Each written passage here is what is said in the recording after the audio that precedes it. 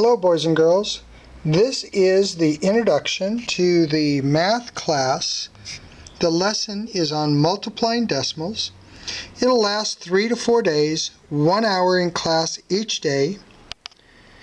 This video is being prepared for students that are absent, confused, or sadly just not paying attention during class.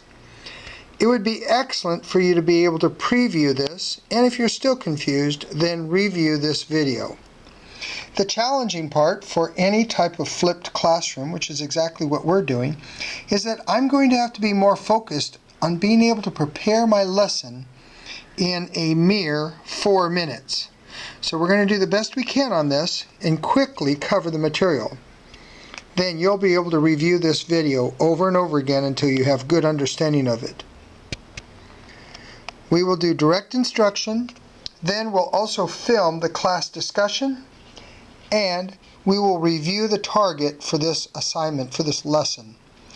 Like I said, the hardest part is probably doing this assignment. You'll be given this paper, we'll go over it in class. I'll explain to you that I want you to be able to do this math in your head, not writing on the paper. So we're going to have to do some thinking to figure out how to do this correctly. Okay, let's get started. Okay, so while the class is finishing up their Google Slides, I am about to teach the math lesson on multiplying decimals. Today, we will learn how to multiply decimals and whole numbers. That is our lesson. And over here is our goals. The district provides us these unit goals for Unit 4, and the primary one would be the content standards of understand the place value system and perform operations with multi-digit whole numbers and with decimals to the hundredths. And we'll actually be doing them to the thousandths. So whole numbers and decimals to the hundredths is what it's required, but we'll do thousandths. Then it is important that the students understand place value and that the students are able to read decimals using fractional language, compare and contrast decimals to the thousandths, and estimate mentally.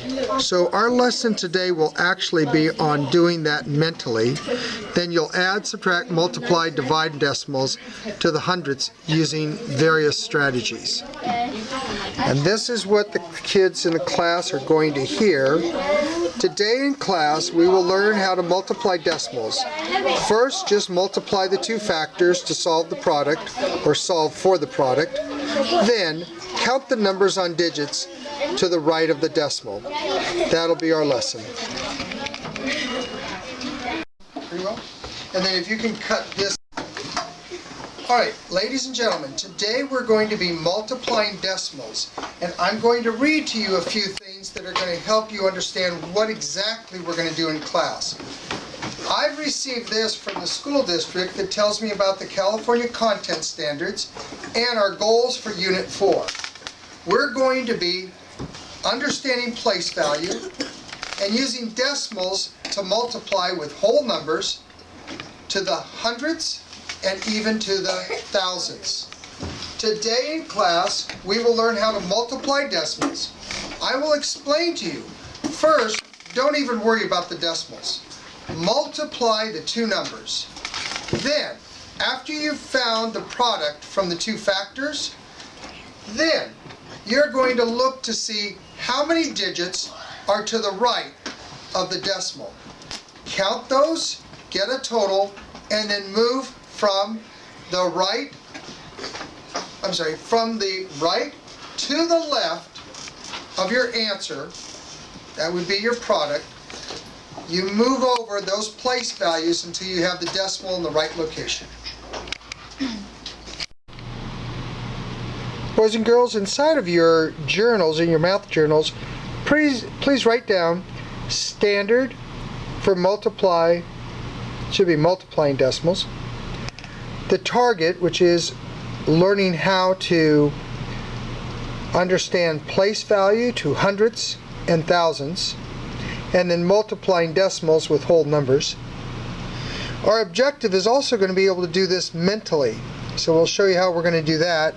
And then the goal is to be able to solve the answer and check your answer doing inverse operation. So let's look at the problem.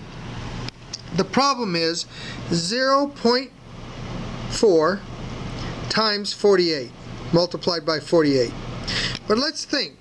Yes, we can multiply without the decimal, 4 times 48. But before you do that, let's think mentally. Also, you can consider 0.4 is close to another decimal that is easier to work with. That decimal is 0.5, and 0.5 is 5/10, and 5/10 is the same as a half. Now, what is half of 48? Half of 48 is 24. You just estimated mentally. But now we got to think of some more issues. 4 times 48 is difficult, but you can round 48 and it's close to 50. 4 times 50,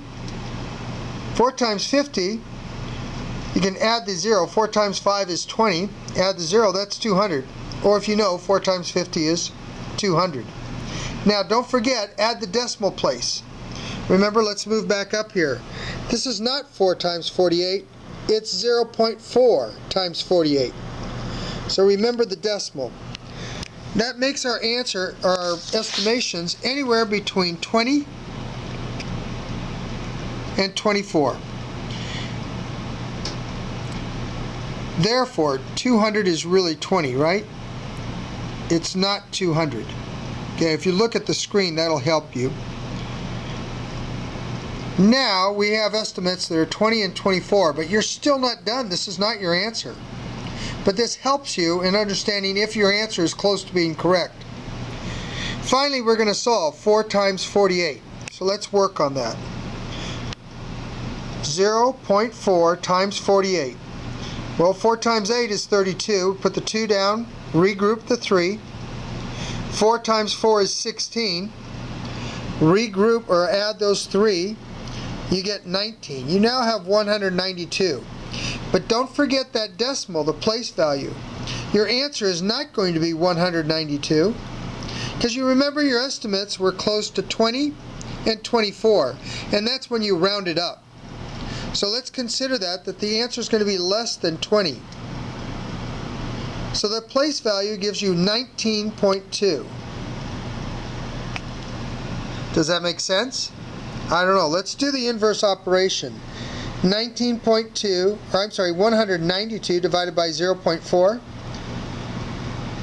0.4 divided into 19.2. Well, what do we get? Well, 4 goes into 19 4 times, and 4 times 4 is 16. You subtract 16 from 19, you get 3. You bring down your 2. 4 goes into 32 8 times. And there's your number 48. Remember, in fact families, that's going to be one of your members of the fact family. So your answer is 19.2. And you know that that's true because you checked your answer, and in part of the problem, when you take your 0.4 and make it your divisor, and you divide, you end up dividing your answer, which is the product, and you end up with 48, one of the fact family members. So now you know how to estimate mentally and solve the problem. Now I'll have you work on the remainder of the problems, and the other problems are here on this paper. So your first one we've already solved. The second answer is the same, only notice now you have 2 decimal places.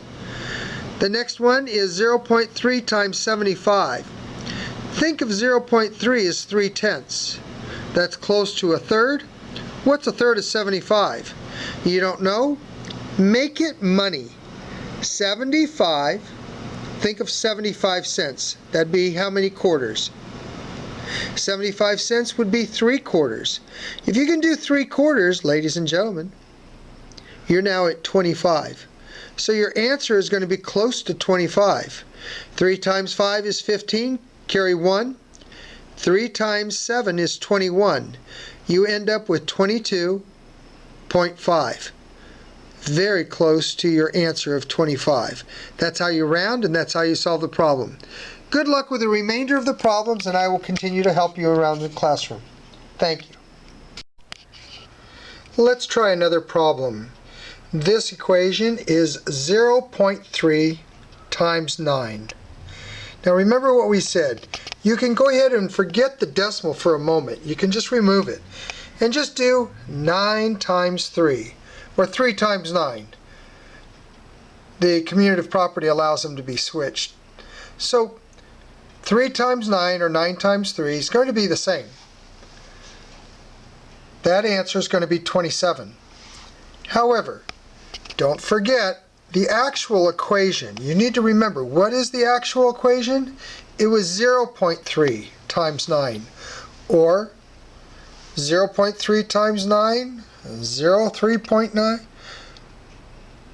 9 times 0.3 is going to be 27. And don't forget that decimal point. That's one decimal point, one decimal place. So your answer is not going to be 27, it's going to be 2.7. How about this? Think of 3/10 is like 1/3. And 1/3 of 9 is 3. That's very close to the actual answer, which is not 2, but 2.7. 2.7. Now, we can check that answer. How do we check that answer? By doing 2.7 divided into 3. Well, into 0.3. 2.7 divided into 0.3, or 3/10. If we do 0.3 divided into 2/7, you have to remember we're taking this decimal and moving it over. If we do it to the outside, we have to do it to the inside. We now have 3 divided by 27. And 3 goes into 27 9 times. And is 9 part of our fact family? It sure is. There it is. So your correct answer is not 27.